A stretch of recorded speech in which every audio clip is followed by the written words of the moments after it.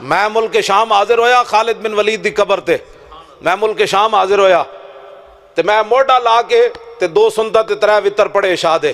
میں پھر بعد دعا منگی، میں کہا جناب ایڈے دلیر آدمی ہو جنہاں نو حضور نے فرمایا اللہ تے او دے رسول دا شعر ہے،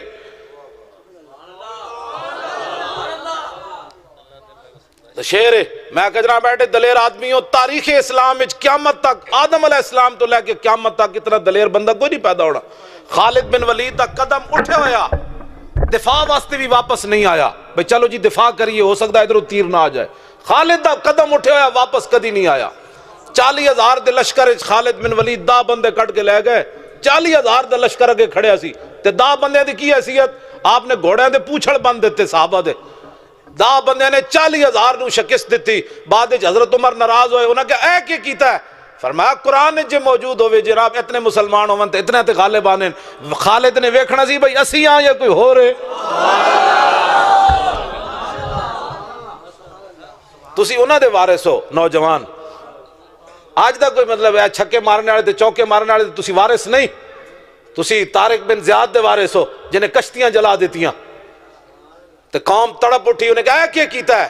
انہیں کہا خندید و دست خیش بر شمشیر برد و گفت ہر ملک ملک ماست کے ملک خدائے ماست.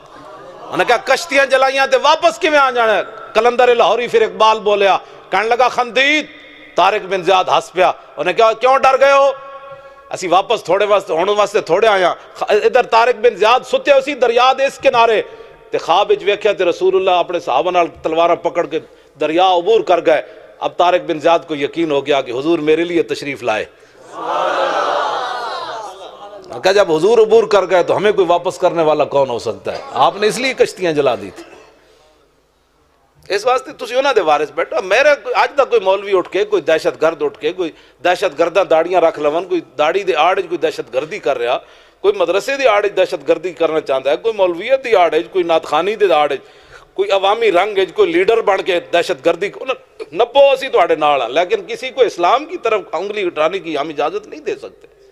گناہگار ضرور ہے لیکن یہ ہم نہیں کہہ سکتے کہ 1400 سال تاریخ پر کوئی قلم پھیر دے.